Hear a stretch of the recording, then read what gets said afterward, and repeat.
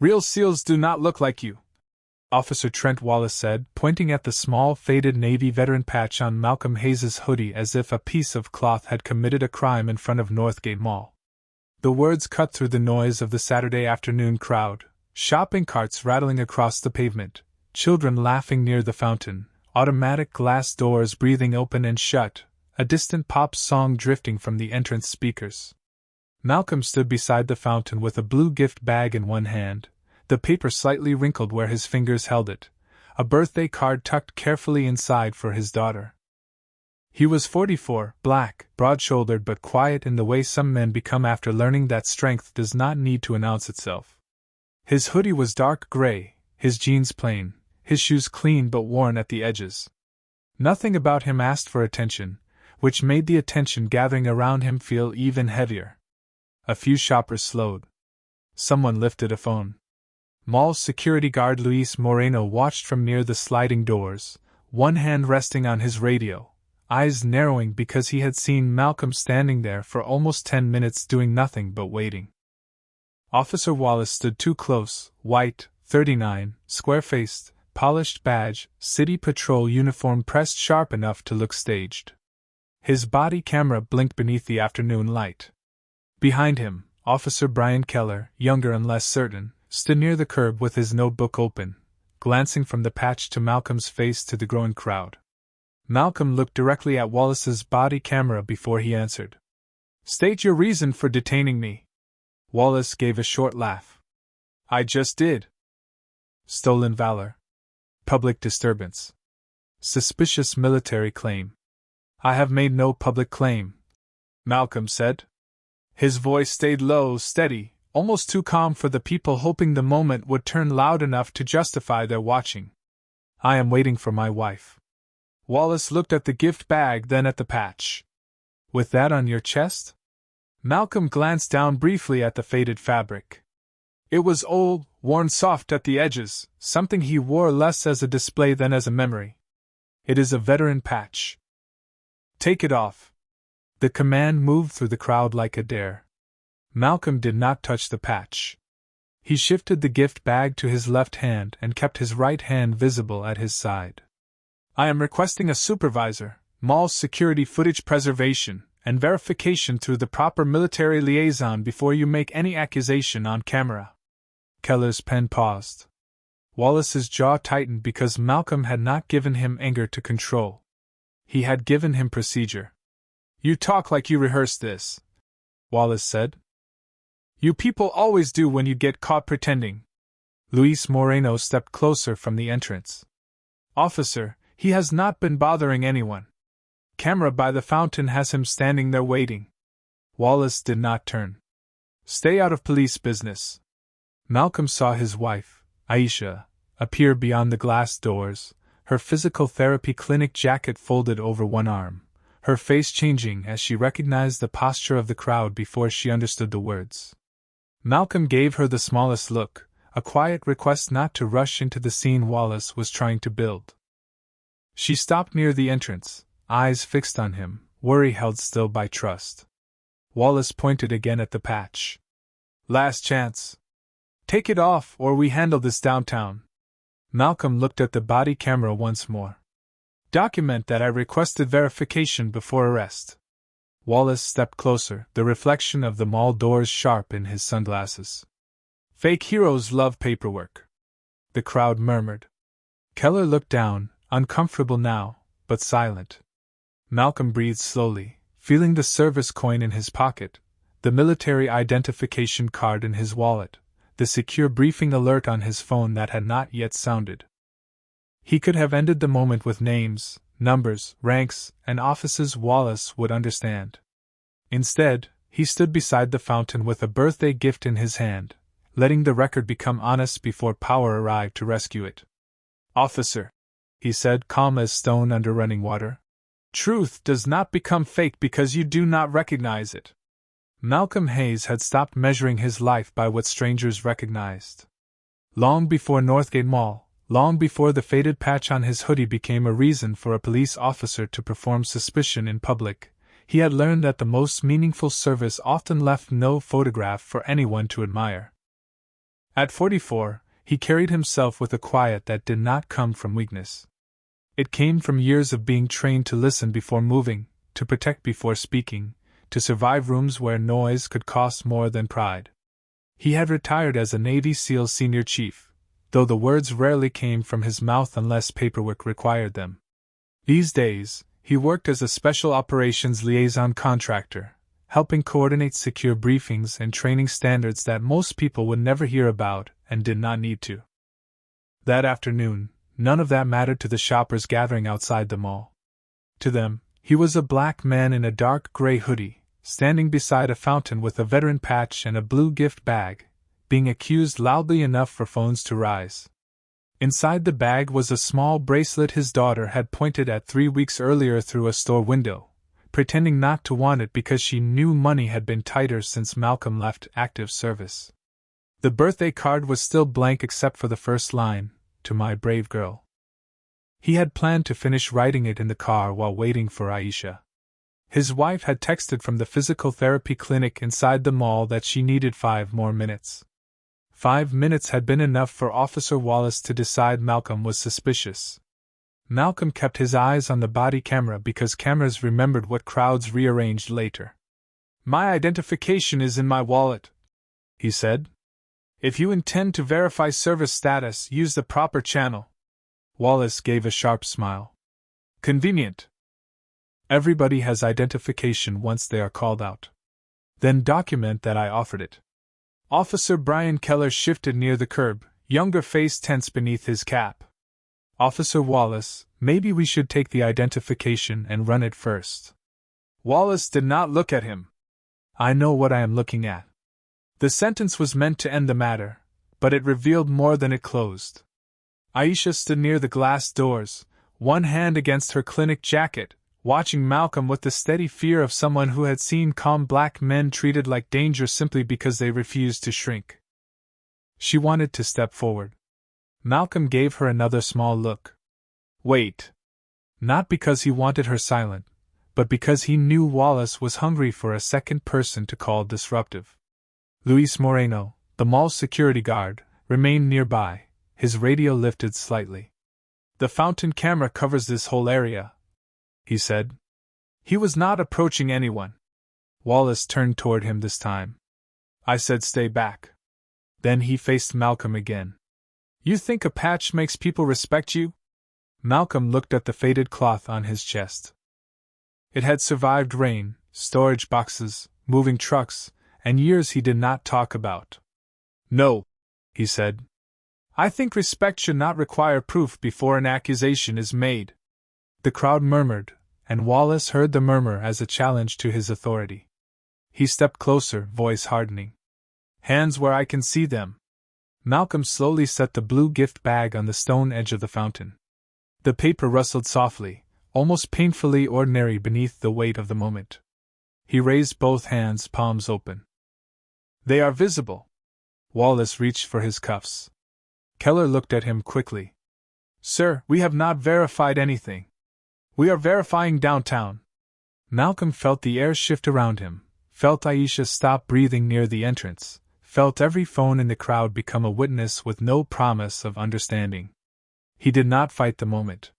He only turned his head toward the camera and said, "Record that I requested verification, supervisor review, and preservation of mall footage before being taken into custody." Wallace's face tightened. "You are not running my scene." Malcolm looked at him, calm enough to make the truth feel larger than the badge in front of him. "No," he said. "I am protecting the record you are creating." Officer Trent Wallace liked the entrance of Northgate Mall because it gave him a stage without having to ask for one. On busy weekends, people moved through the glass doors in waves, carrying shopping bags, drinks, strollers, impatience, and enough distraction to make a uniform look larger than it was. Wallace had worked the mall district for years, and he had learned which kinds of authority drew attention fastest. A sharp voice, a hand raised toward a crowd, a person singled out where everyone could watch. He told younger officers it was public order. He told supervisors it was proactive policing. He told himself it was instinct. But instinct, when left unexamined long enough, had become a private script inside him. A white teenager wearing a military hoodie was patriotic. A businessman with a veteran license plate was respectable.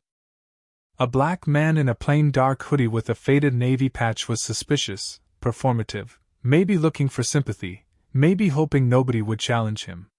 Wallace had handled stolen valor complaints before, real ones, messy ones, cases where people used medals and uniforms to ask for money or attention. Malcolm Hayes had done none of that. He had not asked for a discount. He had not told war stories near the fountain. He had not interrupted shoppers or approached strangers. He had stood with a gift bag, waiting for his wife, and that quiet had somehow made Wallace more certain, not less. Because Malcolm did not perform the way Wallace expected a guilty man to perform. He did not panic. He did not plead. He did not over-explain. He asked for body camera documentation, supervisor review, military verification, and mall footage preservation. To Wallace, that sounded like arrogance dressed as procedure. To Malcolm, it was the only way to keep the truth from being rewritten by the loudest person in the crowd. Officer Keller stood a few feet away, his notebook still open, his pen not moving. Luis Moreno kept near the mall entrance, close enough to see, careful enough not to escalate Wallace's temper. Aisha watched from inside the glass doors, her face tight with worry and restraint. The crowd had grown thicker now, phones lifted at chest height, whispers passing through people who had missed the beginning but already wanted the ending. Wallace turned slightly, letting the audience see the cuffs in his hand. "You know what bothers me?" he said. "Real service members do not need to hide behind technical language." Malcolm kept his palms visible. "Real verification does not happen through insults." Keller looked at Wallace. "Sir, he did offer identification." Wallace snapped his eyes toward him. "And I said we are handling it." Then he faced Malcolm again. "You call yourself a SEAL?" Malcolm's expression did not change. "I have not called myself anything to this crowd." "But you wear the patch." "Yes." "So you want people to think it." Malcolm looked down at the patch for one brief second. The cloth was faded almost gray at the edges, stitched to a hoodie Aisha had tried twice to throw away because the sleeves were wearing thin. "I wear it because it belonged to a life I served," he said. "Not because I need strangers to clap." The words softened the air around Aisha's face, but they hardened Wallace's. He heard dignity as defiance. He heard calm as challenge. "That is enough," Wallace said. "Turn around." Malcolm slowly turned toward the fountain, careful not to brush the gift bag resting on the stone ledge. The birthday card inside shifted with a faint paper sound. Keller stepped closer, lowering his voice. "Officer Wallace, the mall camera and his identification could clear this before transport." Wallace spoke louder, for the crowd now. "False military representation and failure to comply." Malcolm looked toward the body camera over his shoulder. "I have complied. Please record that no one has verified my identification, no supervisor has arrived, and mall security has offered footage." Luis Moreno lifted his radio slightly. "Security office can pull the fountain camera in 2 minutes." Wallace pointed toward him without looking. "Back up." The crowd murmured again. Malcolm did not. He stood still, breathing slowly, while the sound of the fountain moved behind him like water over stone. Wallace closed the cuffs around his wrists in front, controlled and public, and the phones rose higher. Aisha took one step forward, pain flashing across her face. Malcolm met her eyes through the glass and shook his head once, small and steady. "Not yet. Let the record show itself." Wallace leaned near his ear. "Fake heroes always think someone is coming." Malcolm looked straight ahead at his reflection in the mall doors, the patch visible, the crowd blurred behind him, the truth still quiet in his pocket. "Sometimes," he said, "the truth does not need to come. It is already here." The walk from the fountain to the mall security office was less than 100 yards, but to Malcolm Hayes it felt long enough for a public lie to put on a uniform. Officer Wallace guided him through the automatic doors with one hand near his elbow, cuffs secured in front, while Officer Keller followed with Malcolm's blue gift bag, wallet, and phone placed together in a clear property sleeve. The shoppers parted in that uncomfortable way people do when they want to see everything and be responsible for nothing. Some phones kept recording. Aisha walked several steps behind them, close enough for Malcolm to feel her presence, far enough to keep Wallace from calling her interference. Luis Moreno moved ahead to the security office, speaking into his radio, voice controlled. "Pull the fountain camera and entrance camera from the last 15 minutes. Preserve the footage." Wallace shot him a hard look. "Nobody told you to do that." Luis held the door open to the small office beside the customer service corridor. "Mall policy requires preservation when an arrest occurs on property." Keller looked down at the floor, but Malcolm saw the flicker in his face. Procedure had begun to arrive from places Wallace had not invited. Inside the office, the air changed from warm mall noise to cold fluorescent light. A monitor wall showed camera feeds from the fountain, the parking lot, the food court, and the glass entrance where the crowd still lingered. A small desk held a visitor log, a phone, a radio charger, and a gray plastic tray. Wallace pointed Malcolm toward a chair. "Sit." Malcolm sat slowly, keeping the gift bag in sight as Keller placed it on the desk. The birthday card leaned against the property sleeve, its blank white edge catching the light. Wallace removed the faded service coin from Malcolm's pocket during inventory and dropped it into the tray with a small metallic sound. Something in Aisha's face tightened when she heard it. Malcolm did not look away from the coin. It was folded in age, worn at the edges, carried through years he never used for applause. Next came the military identification card from his wallet. Keller held it longer than necessary, reading the name, the markings, the expiration, the verification number. "Officer Wallace," Keller said quietly. "This looks current." Wallace reached over and took it from him. "Looks why we are here." Malcolm turned his face toward the body camera. "Please record that Officer Keller observed the identification appeared current before verification was denied." Wallace's eyes narrowed. "You are still trying to run the scene?" "No," Malcolm said. "I am keeping it honest." Aisha stepped forward then, voice careful but firm. "My husband was waiting for me. He was not bothering anyone." Wallace raised a hand without looking at her. "Ma'am, stand back." Aisha stopped, but the anger in her eyes did not. Luis clicked a keyboard at the monitor station. The footage loaded, Malcolm by the fountain, alone, checking his phone once, holding the gift bag, waiting. No performance. No crowd. No claim. Just a man standing quietly until Wallace entered the frame.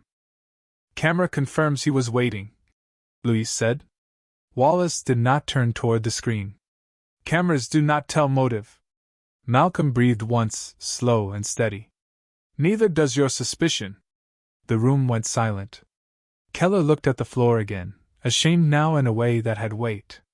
Wallace picked up the veteran patch between two fingers, studying it on Malcolm's hoodie as if cloth could confess. "Fake hero," he said, lower this time, no longer for the crowd, only for the room.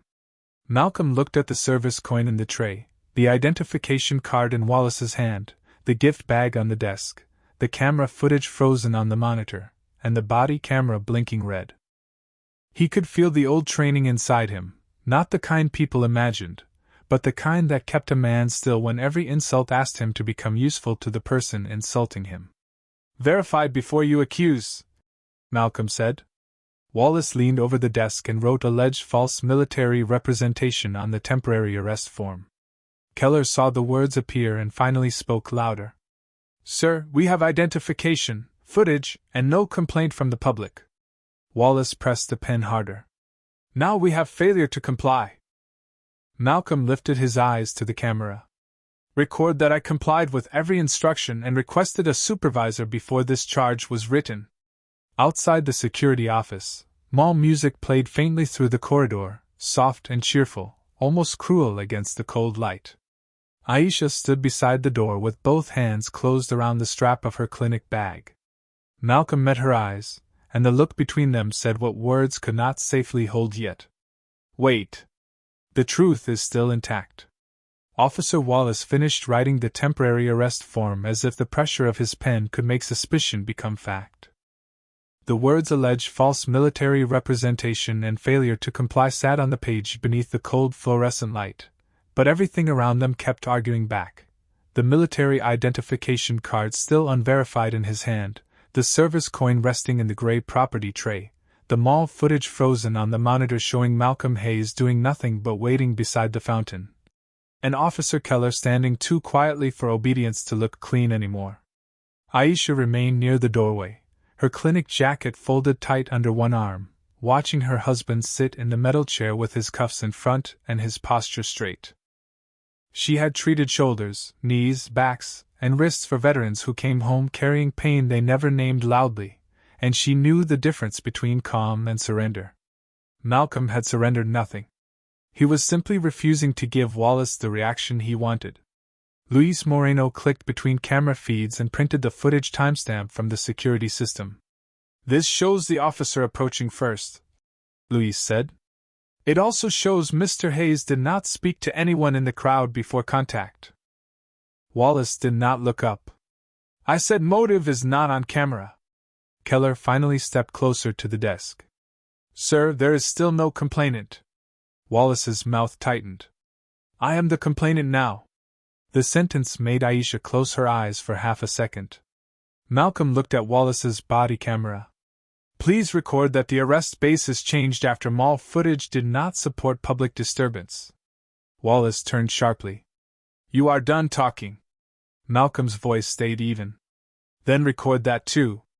The security office fell into a silence broken only by mall music drifting through the corridor, and the faint ring of a phone at the customer service desk outside.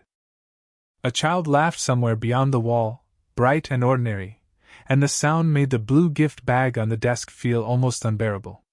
The birthday card inside still waited for words Malcolm had not written yet. Wallace reached for the service coin in the tray and turned it between his fingers. The metal caught the fluorescent light, once smoothed in places where years of hands had held it without explanation. "Anyone can buy these online," he said. Malcolm looked at the coin, not with anger, but with a sadness too controlled to be useful to Wallace. "Not that one." Keller read the military identification again, his brow drawn. "There is a verification number." "We are not calling the Pentagon over a mall stunt," Wallace said. Luis looked up from the monitor. "You may not have to." The desk phone rang before anyone could ask what he meant. Once. Twice. The receptionist outside answered, then appeared at the office doorway with a face that had lost all routine. "Officer Wallace," she said carefully, "there is a Pentagon liaison on line 1 asking about a Malcolm Hayes." Wallace froze with the service coin still between his fingers. Keller looked at Malcolm. Aisha's breath caught, but she did not move. Malcolm lowered his eyes to the property tray, where his identification card, gift receipt, and folded service coin had been treated like pieces of a lie. He remembered a commander years ago telling him that the quietest man in the room may have paid the highest price for peace. The room was quiet now. Not peaceful, not yet, but quiet enough for truth to enter without raising its voice.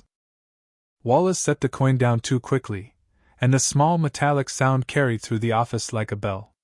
The Pentagon liaison did not enter the mall security office with force, sirens, or spectacle. She entered through a desk phone and changed the weight of every object in the room.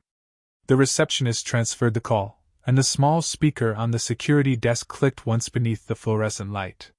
"This is Commander Rachel Stone with the Pentagon Liaison Office," a woman's voice said, crisp and controlled.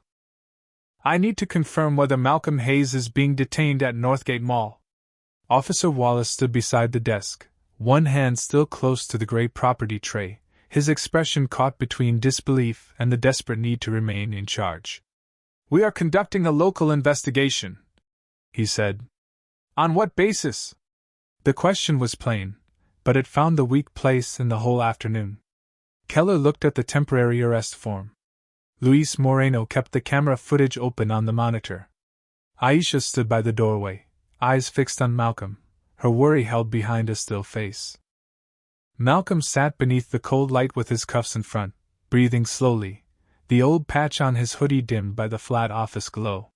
His service coin lay in the tray beside the military identification card, the gift receipt, and the birthday card that had not yet received the rest of its words. Wallace cleared his throat. Possible false military representation and failure to comply. Commander Stone paused for less than a second. Did Mr. Hayes request verification through proper military channels? Keller answered before Wallace could shape the silence. Yes, ma'am. Wallace turned toward him. Keller did not take it back. The commander continued. Was a military identification card presented?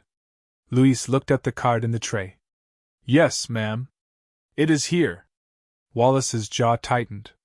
This is not your call, security. Commander Stone's voice sharpened slightly, not louder, only more exact. Officer Wallace, do not alter the property inventory, do not separate the identification from the service coin, and do not delete or overwrite mall footage. Mr. Hayes is a retired Navy SEALs senior chief and an active Special Operations liaison contractor expected at a secure briefing this afternoon. The sentence moved through the room like sunlight entering a closed drawer. Aisha's shoulders lowered, but she did not rush to Malcolm. She knew him well enough to let the truth stand first. Wallace looked at Malcolm as if the man in the chair had changed form, though nothing about Malcolm had changed at all. Same dark hoodie. Same calm eyes. Same patch Wallace had mocked. Same gift bag on the desk. Malcolm did not smile. He did not say I told you. He looked at the body camera and spoke softly. Please document the time verification was received. Keller wrote it down. Wallace's face flushed. Commander, with respect, he should have identified himself clearly. He was under no obligation to disclose operational details to satisfy a public accusation, Commander Stone said. He asked for verification. You chose arrest before verification. The mall music outside kept playing, faint and cheerful, as if the building did not understand what had just been corrected inside one small office. Malcolm looked at the service coin again, remembering the commander who once told him the quietest man in the room may have paid the highest price for peace.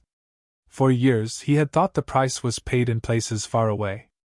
Now he knew it could be paid beside a mall fountain, with a child's gift bag on a desk, while a man with a badge learned too late that truth had been present from the beginning. Commander Stone's confirmation did not end the room all at once. It exposed it, piece by piece.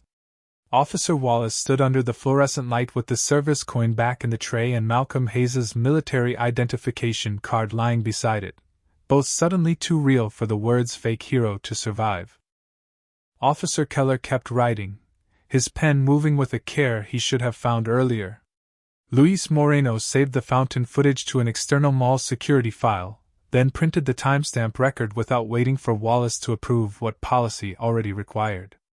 Aisha remained near the doorway, her eyes on Malcolm, one hand pressed lightly against the strap of her clinic bag, as if holding herself still was the only way to keep the moment from becoming about fear instead of truth. Malcolm looked toward the speakerphone.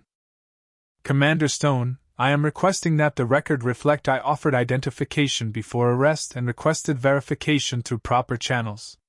Noted, Commander Stone said. Officer Keller, can you confirm that request was made? Keller looked at Wallace, then at Malcolm, then down at his notes.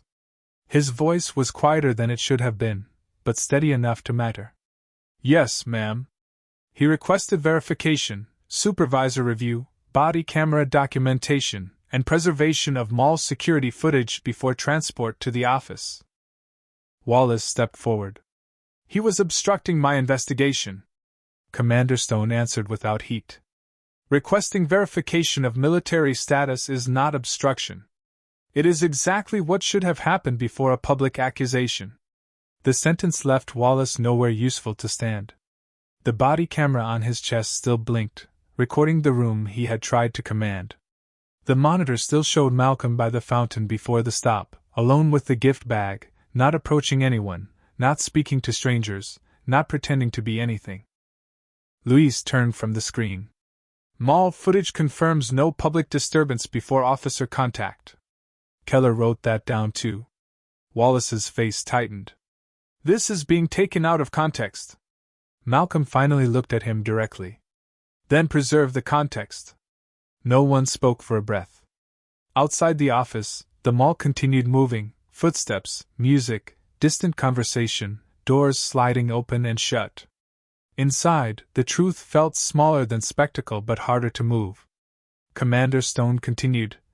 All body camera footage, mall camera footage, temporary arrest forms, property inventory, dispatch records, and verbal statements connected to the allegation must be preserved. A police supervisor should be notified immediately. Keller reached for his radio before Wallace could stop him. Requesting Sergeant Brooks to Northgate Mall Security Office for supervisor review. Wallace snapped his head toward him. I did not authorize that. Keller kept the radio near his mouth. The Pentagon liaison did. The words surprised even him. Aisha's face softened for 1 second, not in forgiveness, but in relief that someone in the room had finally chosen the record while it still mattered. Malcolm lowered his eyes to the gift bag on the desk. The corner was bent, the ribbon crushed slightly from being placed into the property sleeve, but the card inside was still there. To my brave girl. He thought of his daughter opening it later, unaware of how close the day had come to teaching him that even honor could be questioned by someone unwilling to see it. Commander Stone's voice came through again, precise and controlled.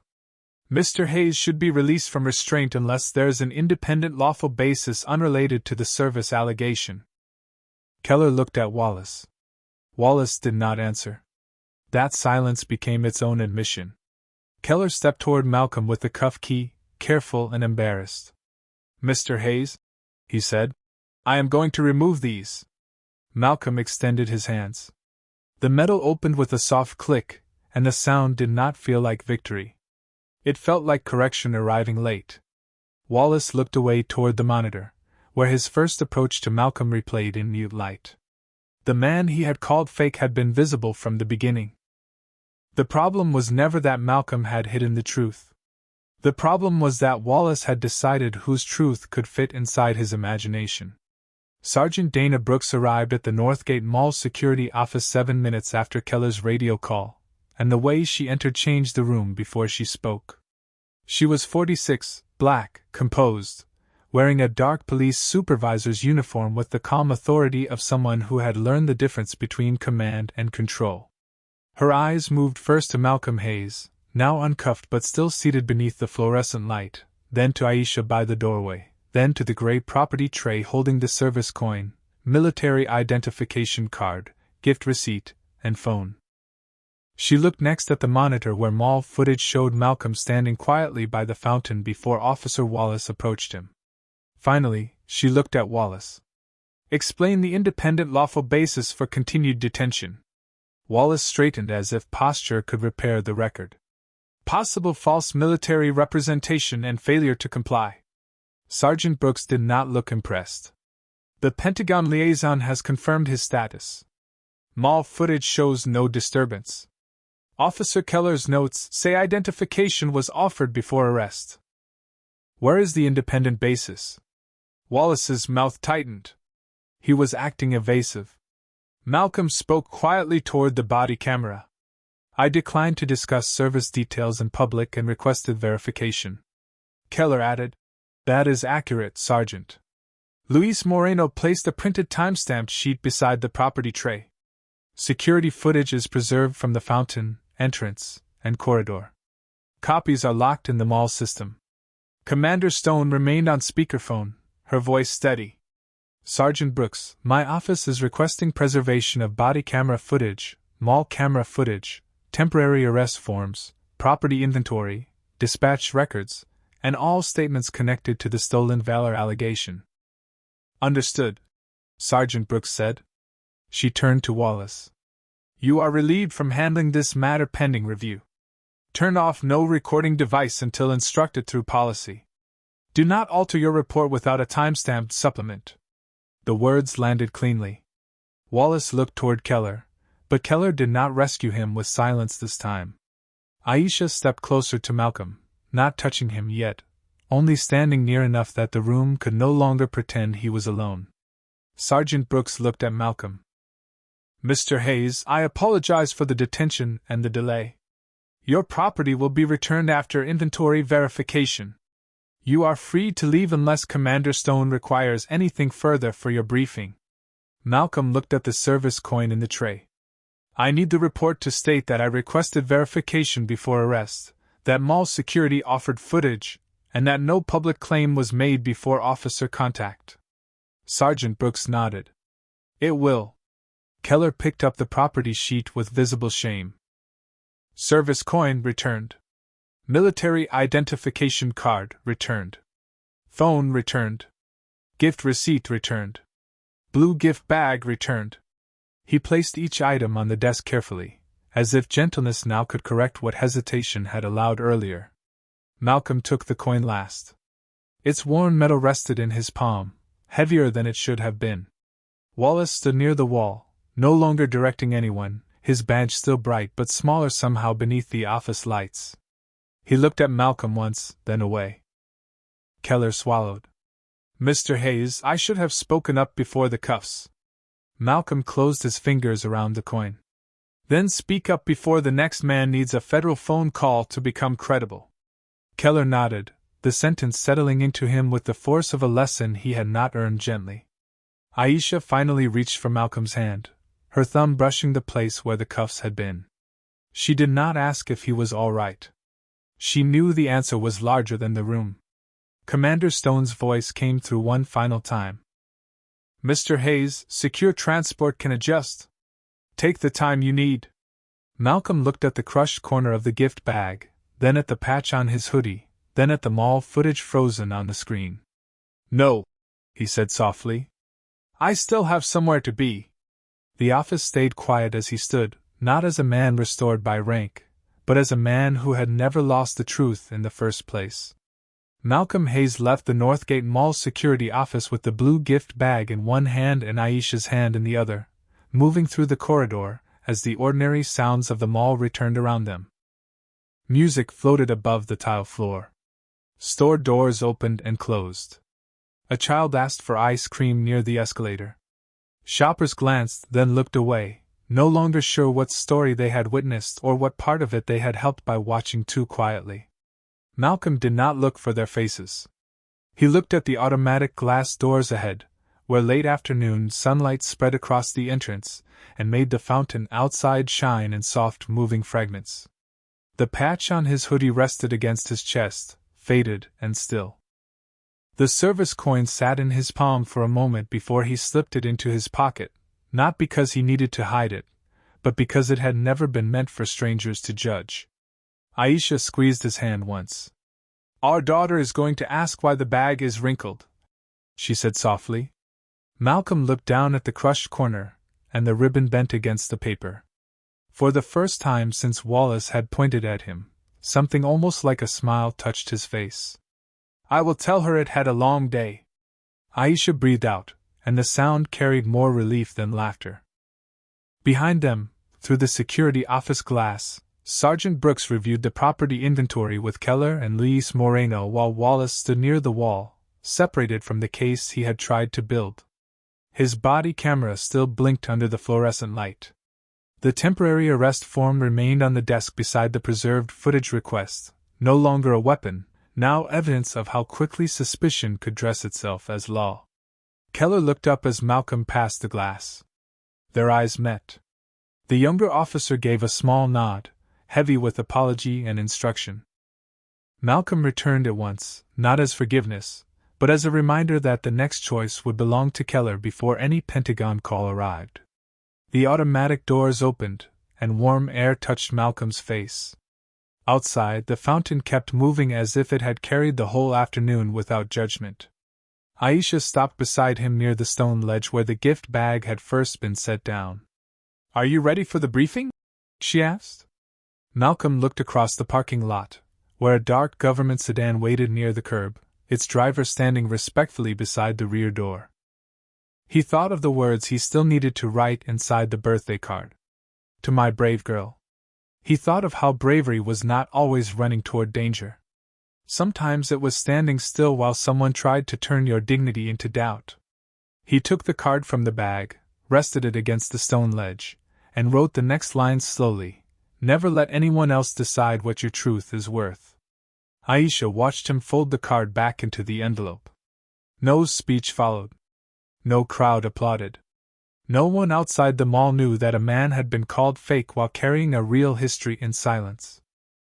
Malcolm placed the gift bag carefully in the sedan, then looked once more at the faded patch on his chest. The sunlight touched it gently, showing the worn threads, the years, the quiet honor that had never needed Wallace's permission to exist. As the car pulled away, the mall doors closed behind them, reflecting the officer still standing inside the glass. Malcolm kept his hand over the coin in his pocket, not to prove who he was, but to remember who he had remained.